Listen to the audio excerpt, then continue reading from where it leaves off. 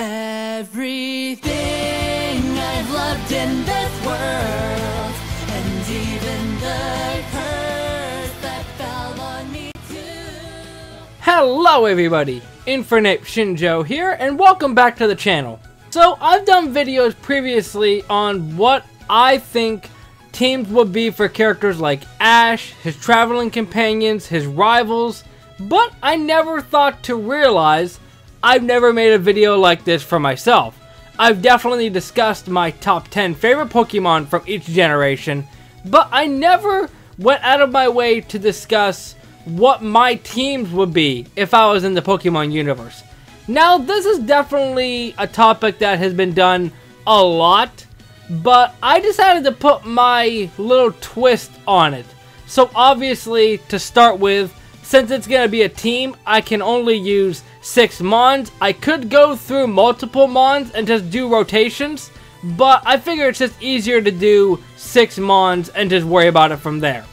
Some guidelines that I'm going by is the first one, I can only use 1 starter Pokemon on my team for each generation, because most of the time people only get 1 starter Pokemon unless you're somebody like Ash that can find them in the wild. But I'm going by the game logic here, where starters can't typically be found in the wild. And another one I'm going with, and it's going to make a lot more sense going down the future generations, is I can only use Pokemon from the generation that I'm discussing. For example, regions like Kalos, Johto, Alola, a lot of the more recent gens have a lot of Pokemon in them, but not a lot of new Mons. Like for Johto, you can find a lot of Kanto Mons early on, but I'm restricting myself to only Johto Pokemon on my team. Another rule that I'm going by, just to make my teams more unique, if I use a Pokemon that has an evolution in a later generation, then I can't use both of them. For example, Pokemon like Magneton or Scyther that are in Gen 1, if I include them in my Gen 1 team, then I can't use Scizor for Gen 2 or Magnezone for Gen 4.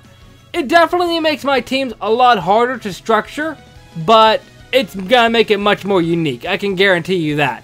One final thing I want to mention is just because these are the 6 Mons that I'm going with, doesn't necessarily mean they're my save. One last thing I want to mention is just because these are the 6 Mons that I'm going with, doesn't necessarily mean they're my favorite Pokemon. They're definitely up there, but realistically my favorite Pokemon can change from different times, and my experience with some of these Mons are definitely going to be apparent. Also, since this is a pretty big endeavor that I'm taking, I'm only going to include the first 4 generations in this video, then I'll include the other half of the gens in the other video. So without wasting any more time that I already have, let's get started. And obviously we're starting with Kanto first, and here is what my team would look like. I know there's a lot of duplicate typings, but hey, I never said that it was gonna be super uber competitive. So getting the elephant out of the room, or more accurately the frog, Venusaur is the starter that I went with. Honestly, out of the 3, I like all of them more or less. Charizard I'm a little bit less of a fan of just because of his popularity and all that. If it was my choice, I would probably pick Blastoise, but I didn't want to have 2 water types on my team. So instead I had 2 grass types on my team. Yeah, I'll just go through a lot of these briefly. Venusaur, a very solid Mon, my brother's favorite from the starter trio. And Vileplume, it's just a unique Mon. It's definitely one that people probably don't remember. But one thing I remember is I played through Leaf Green once, and I don't remember why I did this. I got a Vileplume and named it Pegasus after the character from Yu-Gi-Oh! And since then, I've always associated the name Pegasus with Vileplume. And Poliwrath, come on, be real. Poliwrath is just a sick Mon. If I wanted to go Poliwhirl, I probably could, but I just really like Poliwrath. He's probably definitely up there with my favorites from Gen 1. Wigglytuff is a more recent addition. I'm learning to appreciate Wigglytuff more and more in recent times than back in the day. I even found a giant Jigglypuff plush that I have on my bed. definitely helps me sleep at night because Jigglypuff has the microphone. And Nidoking, come on. Nidoking's just an amazing mon. Even in the Gen 1 artwork, it looks like an absolute monster, and I love it. And Arcanine, come on, it's an Arcanine. He's just a very good boy. I love him. I never said these reasons were going to be very logical. But speaking of things that aren't very logical, let's go on to Johto. Now, I've noticed a lot more recently there's been a lot more Johto slander. And I can kind of understand people's perspectives, but I still love Johto. Let's go on to my team. So, you probably expected this if you've seen any video of mine. Feraligatr is my starter. Makes perfect sense. I love Feraligatr. It was my very first starter. So, let's move on to focus on the other ones. So, like I mentioned at the start, Johto has a very small roster compared to Kanto. And a lot of the mons are honestly kind of sucky. So, I went with a mon like Ledian, which is really only purpose is to set up screens. Realistically, all of these I picked just because I really love their designs. Ledian, I remember really liking back in the day. Ampharos, just a very solid mon in Johto overall. Heracross, very cool. Probably one of my favorite bug types. Ursaring, I've honestly enjoyed Ursaring and appreciated Ursaring more because of Paul using one in the anime. But Ursaring's just really menacing, and Teddy Ursa is just adorable.